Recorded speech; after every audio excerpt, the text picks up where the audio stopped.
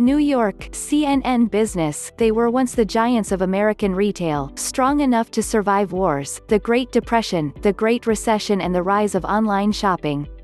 But Sears, JCPenney, and others may not be able to survive the coronavirus crisis. On Monday, filed for bankruptcy, becoming the first major retail casualty of the pandemic.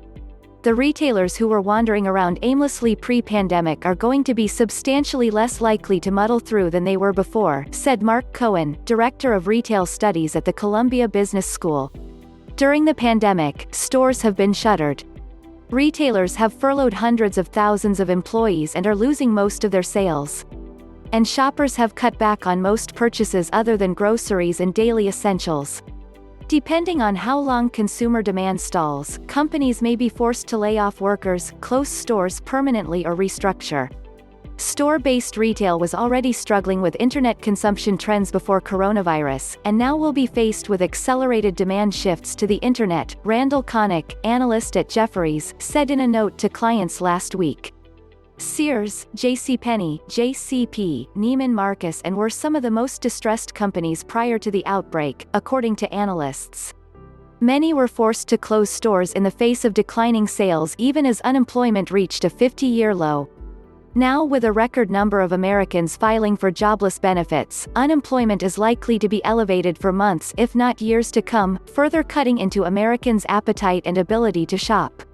Sears filed for bankruptcy in 2018 and its future has been in doubt ever since. JCPenney, Neiman Marcus and J.Crew are burdened by crushing debt loads. They're also at risk from declining market share, too many stores, limited online sales and a focus on selling discretionary items, analysts say. JCPenney had $3.7 billion in debt at the end of 2019.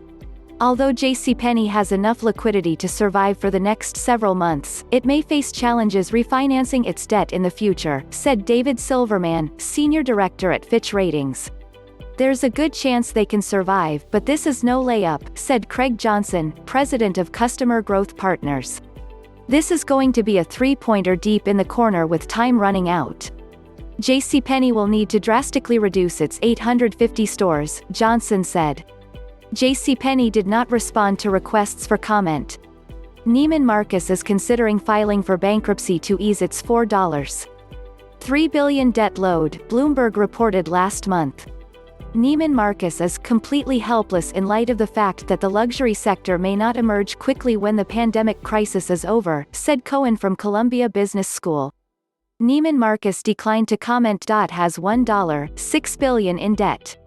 Before the outbreak, was planning on spinning off Madewell, its fast-growing denim brand, to help pay down a chunk of its debt.